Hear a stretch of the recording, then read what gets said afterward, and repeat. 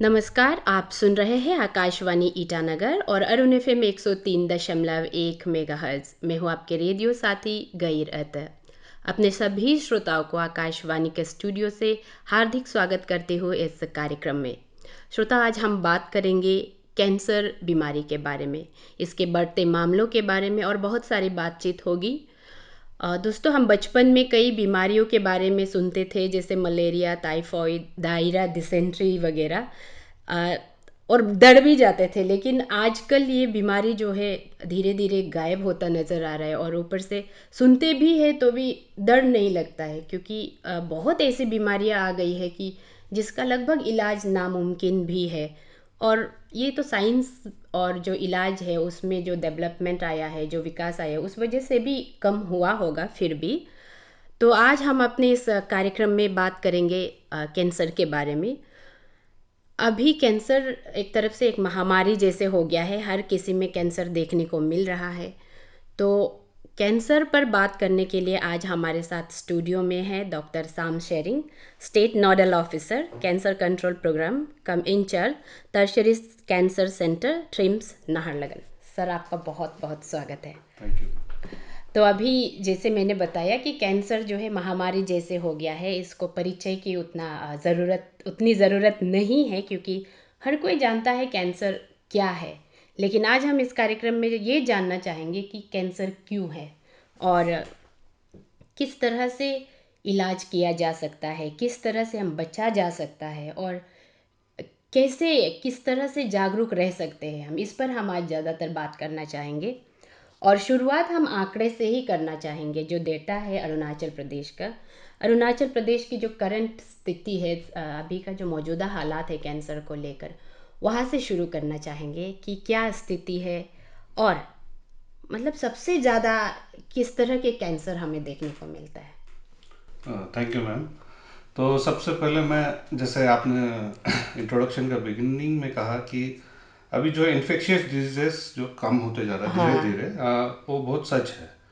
तो अभी कैंसर और जो नॉन कम्युनिकेबल डिजीजेस वगैरह है, जैसे डायबिटीज़, कार्डियोवास्कुलर डिजीजेस, वो अभी धीरे धीरे राइज होते जाएगा, हाँ। और वो ही बाद में जाके नंबर वन किलर बनेगा। तो पहले जैसे आपने कहा मलेरिया, टाइफॉइड, ये सब, कोलेरा वगैरह बहुत था। तो बट अभी साइंस ने एडवांस कर लिया और ये सब में अभी कंट्रोल हो गया है।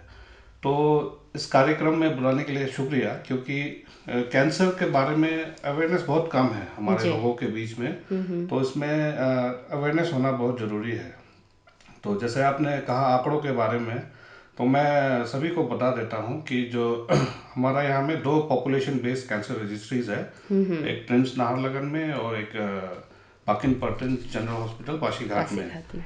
तो जो पासीघाट का जो ईस्टर्न पार्ट को कवर करता है, जितना भी नया कैंसर केसेस आता है साल में, और जो ट्रिम्स का है जो वेस्टर्न और सेंट्रल पार्ट को कवर करता है।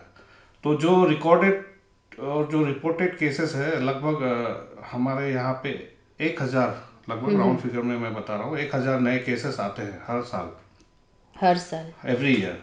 तो उसमें तो आप ये एक टिप ऑफ द आइसबर्ग ही समझ लीजिए, क्योंकि बहुत सारा केसेस तो रिपोर्टेड नहीं होता हाँ। है, अनडाइग्नोस होकर भी चला जाता है। हाँ। तो ये जो नए केसेस, लगभग 1,000 केसेस एवरी ईयर आते हैं, वो जो डायग्नोस वाला, कंफर्म वाला है। तो इसमें सबसे ज़्यादा स्टमक और लिवर कैंसर है। तो आपका दूसरा सवाल था कि इससे हम कैसे बच सकते हैं। तो किसी भी बीमारी की तरह कैंसर में भी अवेयरनेस और इसका एक नॉलेज होना बहुत ज़रूरी है, स्पेशली प्रिवेंशन पार्ट को लेके। हाँ। तो सबसे पहले मैं सभी श्रोताओं को ये बताना चाहता हूँ, एक मतलब अच्छा न्यूज़ ये है कि कैंसर इज़ ऑल्सो प्रिवेंटेबल। हाँ। तो लगभग आपका 60 to 70% ऑफ जो कैंसर्स है वो प्रिवेंटेबल है। तो कुछ कुछ हेरिडिटरी कैंसर्स है, वो सब कुछ कुछ कैंसर्स है जो आप प्रिवेंट नहीं कर सकते हैं, लेकिन मैक्सिमम जो मेजॉरिटी ऑफ कैंसर्स है उनसे बचा जा सकता है, उनको आप प्रिवेंट कर सकते हैं।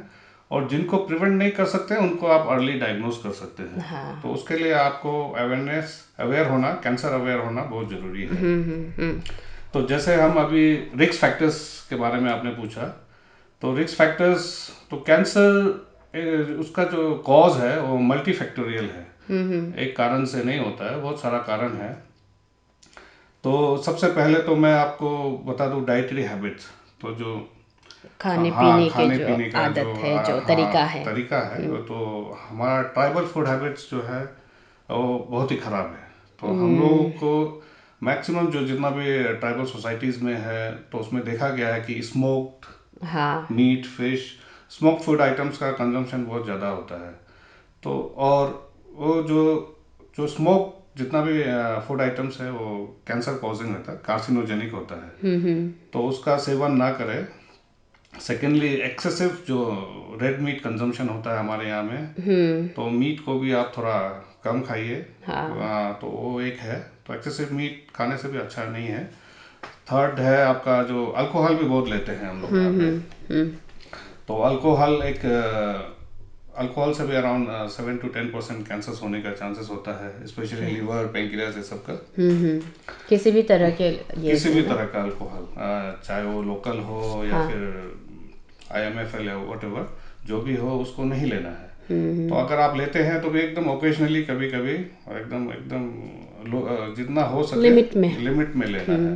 तो रेगुलर सेवन ना करें उसका।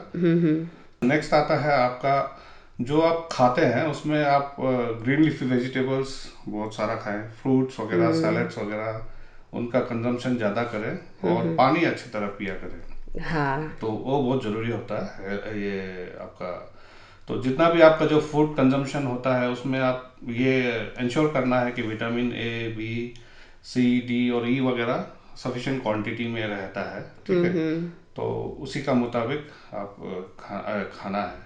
और आजकल एक ये भी है आपका, पेस्टिसाइड्स बहुत यूज़ होता है। हाँ। हाँ, तो खाने पीने में स्पेशली जो वेजिटेबल्स में है, तो काइंडली इंश्योर करें कि आप जो भी खा रहे हो पेस्टिसाइड फ्री हो।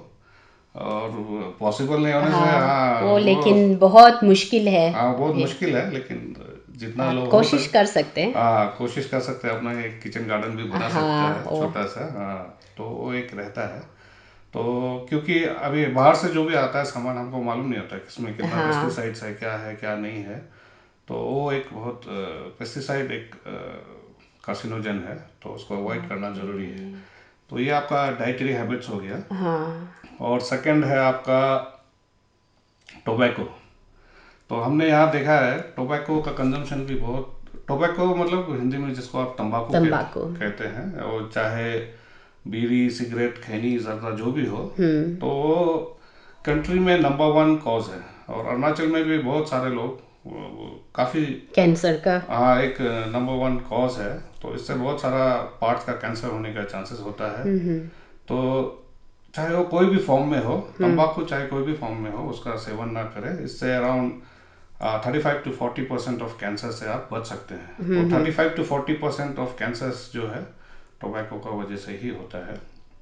तो टोबैको को अवॉइड करें कोई भी फॉर्म में। इवन आप ये सेकेंड हैंड स्मोक बोलते हैं, पैसिव स्मोकिंग, उससे भी हाँ। दूर रहें जितना हो सकता है।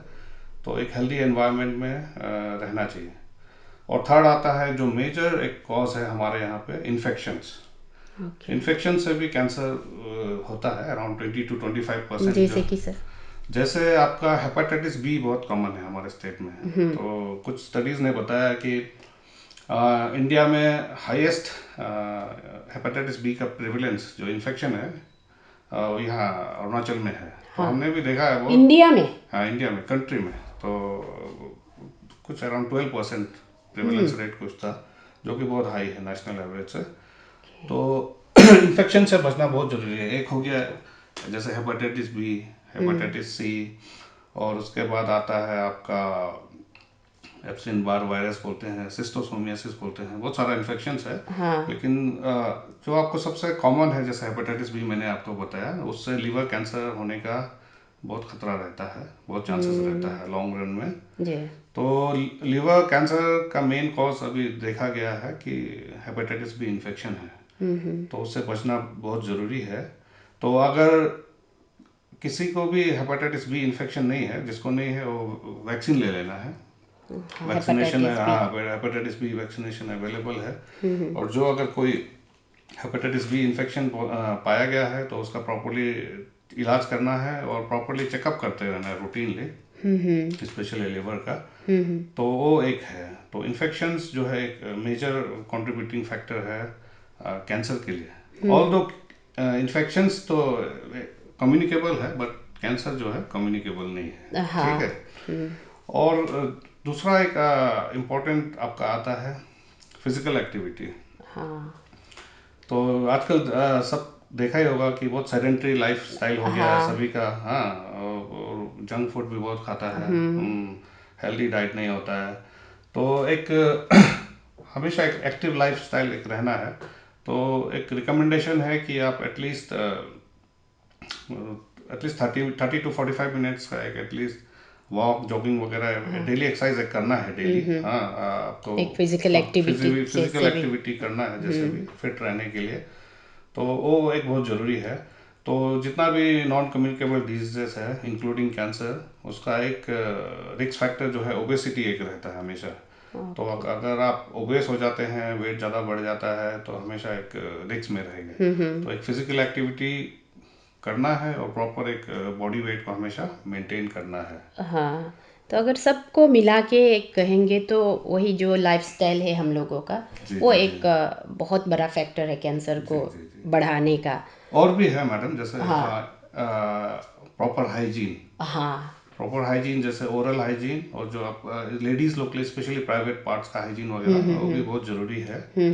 और उसमें प्रॉपर क्लीनिंग और प्रॉपर हाइजीन मेंटेन करने से बहुत सारा कैंसर से आप बच सकते हैं। और बहुत सारा वर्कर्स होता है लास्ट जो आपका, जैसे केमिकल इंडस्ट्रीज, हाँ। कुछ कुछ रेडिएशन वगैरह जहाँ में एमिट होता है, वो सब इंडस्ट्री में करता है। तो उसमें प्रोटेक्टिव गाउन्स वगैरह, ग्लव्स वगैरह प्रॉपरली लगा के काम करना है।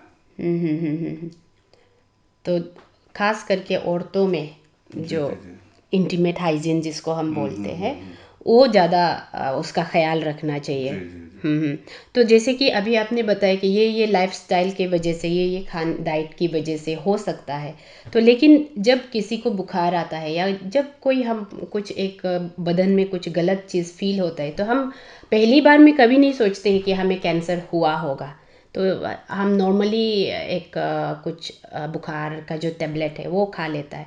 तो इसे आप कैसे हमारे श्रोताओं को समझाएंगे कि हमें पहले कहाँ जाना है, किसके पास जाना है, किस तरह से हम जागरूक रहना है कि नहीं, मतलब इसमें कैंसर भी हो सकता है, कैंसर सिर्फ नहीं और भी कुछ अलग अलग बड़ी जो बीमारियां हैं वो भी हो सकता है। ऐसे आप हमारे श्रोताओं को कैसे बता।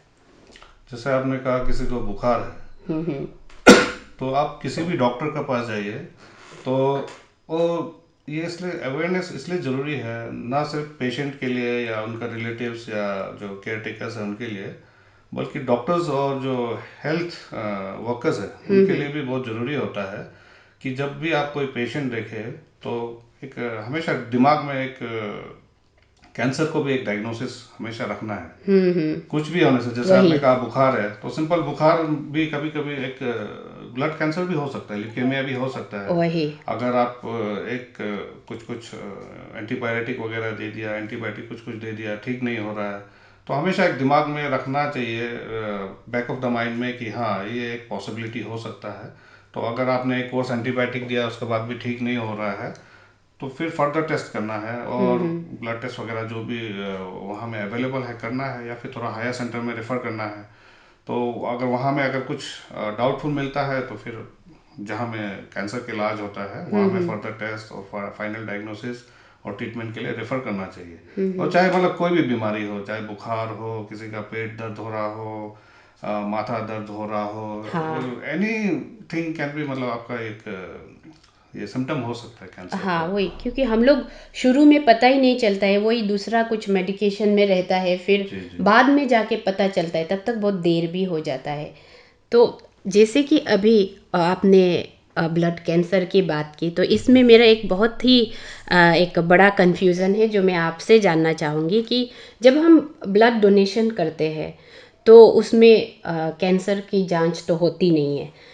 तो अगर मान लीजिए कोई डोनर है जो ब्लड कैंसर है, उनको पता नहीं चल रहा है उनको फ़िलहाल, तो अगर उन्होंने ब्लड डोनेट किया तो उसका ब्लड जो अगर ट्रांसफ्यूजन किसी के बॉडी में चढ़ गया, तो आपने तो पहले भी बताया कि कैंसर जो है नॉन कम्युनिकेबल डिजीज़ है, तो क्या ऐसे में वो जिसके बॉडी में उसका ब्लड लगा है, क्या उसको कैंसर नहीं हो सकता है? ये आपका बहुत अच्छा सवाल है, मैं कहूँगा। तो इसमें ये है, जैसे आप यूजुअली जब ब्लड डोनेशन के लिए कोई जाता है तो नॉर्मली हम लोग हीमोग्लोबिन वगैरह वो सब चेक करते हैं। जी। तो बाई चांस किसी कारण से नहीं हो पाया या कैंप सेटिंग में या जो भी रीज़न रहा हो, अगर डिटेक्ट नहीं हुआ है और किसी को सपोज चढ़ा दिया वो ब्लड कैंसर वाला ब्लड, जी। तो आप निश्चिंत रहिए, उसको कैंसर नहीं होगा। ठीक अच्छा। है, हाँ। तो क्यों बोलने से, जो भी आप ब्लड चढ़ाएंगे तो वो जाके वो जो रिसिपेंट जो डोनर है उसका बॉडी जो कैंसर सेल्स है उसको पूरा न्यूट्रलाइज कर देगा, खत्म कर देगा। उसका अपना एक इम्यून सिस्टम होता है, क्योंकि कैंसर जो है उसका अपना बॉडी में प्रोड्यूस नहीं कर रहा है, इसलिए जो भी बाहर से सेल्स आएगा वो ग्रो नहीं कर पाएगा वहाँ में। ओके। तो इसमें चिंता करने का कोई बात नहीं है। ये उस तरह से भी नहीं फैल सकता हाँ, है। नहीं फैलेगा। हाँ, ये तो एक बहुत अच्छी बात है। और एक और बात मैं जो जानना चाहती हूँ वो ये है कि कैंसर का जो इलाज बहुत महंगा है, सब जानते हैं।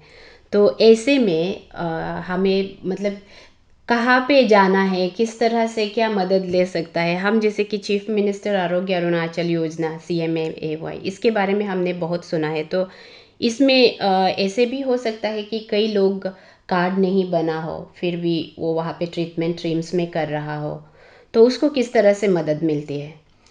देखिए, अभी स्टेट गवर्नमेंट ने तो काफ़ी सारा सुविधा दे के रखा हुआ है जी। कैंसर पेशेंट्स के लिए। जैसे एक हो गया हाँ। CMI है। और दूसरा स्कीम जो है chief ministers free cancer chemotherapy scheme है। और बहुत सारा जैसे CM रिलीफ फंड और बहुत सारा बाकी फंड से भी कैंसर पेशेंट्स को काफ़ी मदद दिया जा रहा है। तो उसमें कोई भी पेशेंट अगर डिटेक्ट डायग्नोस हो जाता है कैंसर का, तो सबसे पहले अभी एज ऑफ अरुणाचल में तो सिर्फ ट्रिम्स में ही है, टर्शियरी कैंसर सेंटर में ही है जो ट्रीटमेंट फैसिलिटीज़ वगैरह। तो बाकी बहुत सारा हॉस्पिटल्स आउटसाइड द स्टेट भी एम्पैनल्ड है जहाँ में ये कर सकते हैं। तो कोई भी इंफॉर्मेशन चाहिए तो वो हमारे सेंटर में भी आ सकते हैं, ट्रीम्स में। ट्रिम्स में आके। तो हमारा वहाँ में एक आरोग्य मित्रा है, एक डेस्क है, हेल्प डेस्क भी है CMI का। अच्छा। तो CMI का हेल्प डेस्क में वहाँ में 707 विद इन एन आवर आपका कार्ड वगैरह भी बन जाता है। तो ओके, कुछ आप जो जो पहले से नहीं बना है तो भी हाँ, टेंशन नहीं है ना? पहले से अगर नहीं बना है तो भी कोई बात नहीं है, साथ साथ बना के हम लोग वहाँ साथ साथ इलाज कर देते हैं। तो ट्रिम्स में आपका रेडिएशन और सर्जरी दोनों फ्री होता है, और जो CMI के अंदर में। और जो कीमो मेडिसिन है, जो कैंसर मेडिसिन है, कीमोथेरेपी जिसको कहते हैं, वो भी सब ऑलमोस्ट सब मेडिसिन है हमारे वहाँ पे। वो भी सब फ्री में दिया जाता है सभी कैंसर पेशेंट्स को अंडर ये CM's free cancer chemotherapy scheme. तो वहाँ में तो गवर्नमेंट का वही है कि जितना भी आउट ऑफ पॉकेट एक्सपेंडिचर होता है पेशेंट का, उसको मिनिमाइज करना है। तो ये तो बहुत हेल्पफुल रहा है सभी पेशेंट्स के लिए। जो भी ट्रीम्स में आते जी हैं। जी जी। और जो एम्पानल जो हॉस्पिटल है उसमें से सर, जैसे कि जहाँ जहाँ पर हमारे जो लोग आमतौर पे जाते हैं उसका अगर आप नाम बता सके तो। नहीं, वो आप अगर CMI के वेबसाइट में जाएंगे तो वहाँ पे एक पूरा लिस्ट है, ओके। वो बहुत। एम्पानल्ड हाँ, हॉस्पिटल का। पैनल हॉस्पिटल्स का। तो जैसे कैंसर के लिए मैं बता देता हूँ, गुवाहाटी में है, बीबरुआ वगैरह है, हाँ। हेल्थ सिटी है, और टाटा टाटा मेमोरियल टाटा सेंटर वो भी मेमोरियल। ओके। एम्पैनल हो गया है, वहाँ में हाँ। भी काफ़ी सारा पेशेंट्स गया हुआ है। इवन वेलोर में भी है, दिल्ली में भी काफ़ी सारा हॉस्पिटल्स है। तो गवर्नमेंट ने ये सब सुविधा बना के रखा हुआ है कैंसर पेशेंट्स के लिए। ओके। ये तो बहुत अच्छी बात है, क्योंकि बहुत सुनते हैं कि महंगा है इलाज, तो आम आदमी जो है इसको उतना अफोर्ड भी नहीं कर पाएंगे, तो जी ये जी। सरकार की तरफ से भी एक बहुत अच्छा कदम है। तो जैसे आपने अभी बताया कि कैंसर एक गुड न्यूज़ है कि वो मतलब कैंसर को हम लोग क्योर किया जा सकता है अगर हम लोग अर्ली स्टेज में उसको डायग्नोस कर लेता है। तो हम इसमें अरुणाचल प्रदेश का जो मोर्टेलिटी रेट है कैंसर का, उसको उसको जानना चाहेंगे। तो जो अभी हमारे पास लेटेस्ट डाटा है उसमें जो मोर्टेलिटी रेट है अराउंड 30 to 35% का रेंज में है। तो जैसे 100 में से 30-35 पेशेंट्स एवरी ईयर डेथ हो जाता है उनका। हाँ। तो 30 to 35% का रेंज में है जो डाटा हमारे पास अवेलेबल है। हाँ, उसमें मैं ये भी जानना चाह रही थी कि क्या वो उसका जो नंबर्स है उसमें साल में कुछ कटौती देखने को मिलता है या वो इंक्रीज हो रहा है नहीं, स्टेट वो में? थोड़ा फ्लक्चुएट करता है। जो अभी जो हमारे पास लेटेस्ट डाटा है तो कभी बढ़ता है, कभी थोड़ा घटता भी है। लेकिन जो इंसिडेंस है उसमें डेफिनेटली हमेशा एक स्लाइटली हायर साइड में number every year new cases वो बढ़ते रह रहा है, वो एक देखा गया है। ओके। तो बढ़ते रहना तो ये तो सही नहीं जा रहा है, तो जी हम जी। उम्मीद करेंगे कि आने वाले दिनों में इसमें भी कटौती हो। तो यहाँ पे एक और बात मैं इलाज को लेके फिर जानना चाहूँगी कि जो इलाज है कीमोथेरेपी जिसको बोलते हैं, तो मैंने कुछ लोगों को देखा है कि इसमें रेडिएशन को लोग बहुत अवॉइड करते हैं हुए। मैंने कुछ पेशेंट्स को देखा है। तो जी जी। ये ज़रूरी है कि हर किसी पेशेंट को रेडिएशन से होके जाना है ट्रीटमेंट में, ये मैंडेटरी है? यूजुअली जो कैंसर का मेन जो मॉडलिटीज है ट्रीटमेंट का, एक है सर्जरी, रेडिएशन और कीमोथेरेपी, और पैलिएटिव केयर भी है। तो मेनली आप जब बात करेंगे तो सर्जरी। हाँ। सर्जरी मतलब आप कैंसर को काट के निकाल देते हैं, रिमूव कर देते हैं, ठीक है। और रेडिएशन मतलब उसमें हाई वोल्टेज एक्सरेस देते हैं जहाँ में आपका कैंसर है, तो उसमें उस कैंसर को डिस्ट्रॉय करने के लिए। और जो कैंसर कीमोथेरेपी है वो मेडिसिन है, जिससे मेडिसिन दे के कैंसर को ख़त्म करते हैं। तो रेडिएशन का ये साइड इफ़ेक्ट्स भी काफ़ी रहता है, जैसे हेड एंड नेक एरिया में यूजुअली तो स्किन रिएक्शंस वगैरह काफ़ी होता है। तो और ये खाने पीने में भी प्रॉब्लम होता है, तो इसलिए बहुत सारा पेशेंट्स लोग उसको अवॉइड करना चाहते हैं, रेडिएशन देने से? रेडिएशन देने से। और ये बिल्कुल ज़रूरी नहीं है कि इस पेशेंट को रेडिएशन देना ही है, और डिपेंड करेगा आपका बीमारी का ऊपर, कौन सा कैंसर है और उसमें रेडिएशन चाहिए या नहीं चाहिए। तो बहुत सारा ऐसा कैंसर्स है जिसमें रेडिएशन का जरूरत नहीं होता है, या फिर सर्जरी से कीमो से हो जाता है।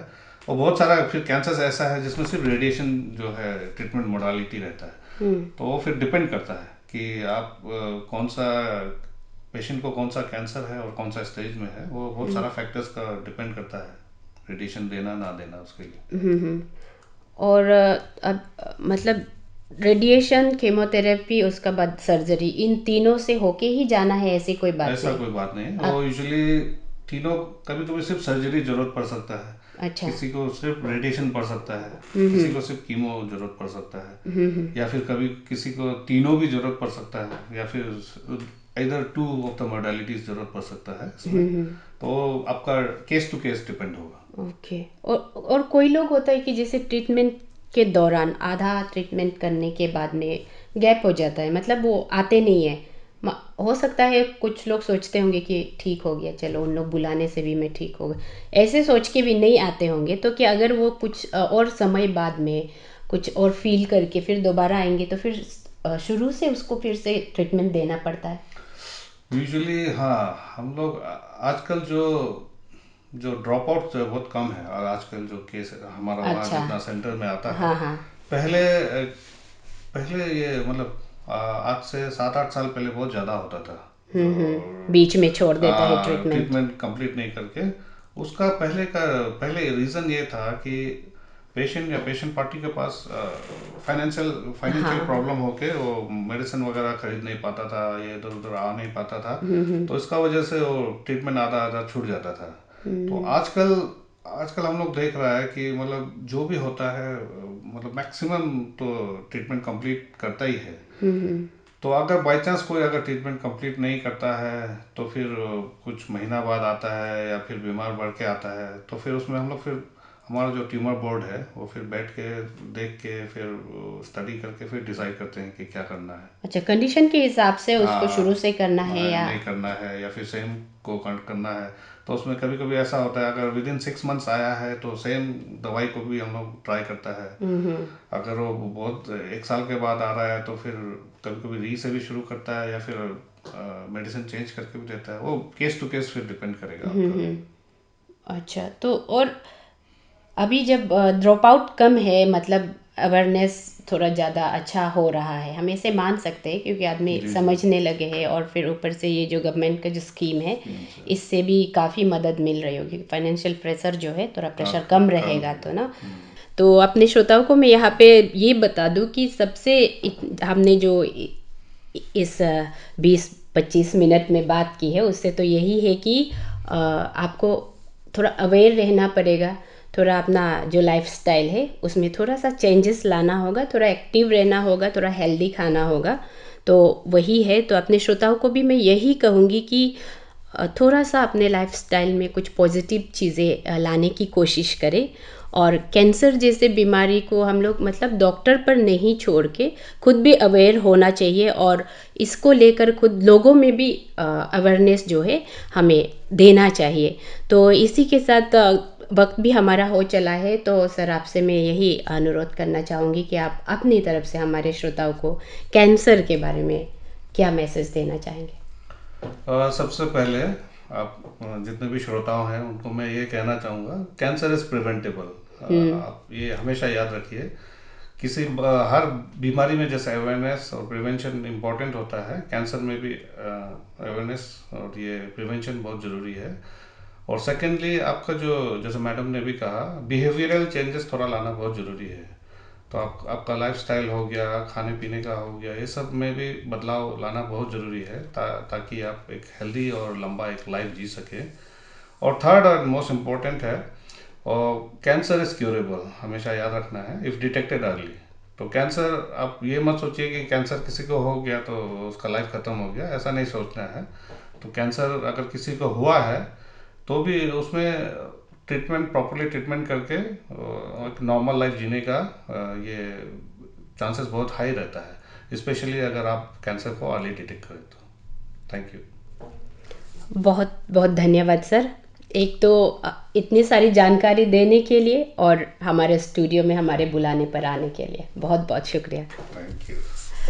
तो श्रोता, आप सुन रहे थे कैंसर पर आधारित ये कार्यक्रम, यह आकाशवाणी का ईटानगर केंद्र है। और आज कैंसर पर हमारे साथ बातचीत कर रहे थे doctor Sam Shering, state nodal officer, cancer control programme cum incharge, tertiary cancer centre, TRIHMS, Naharlagun.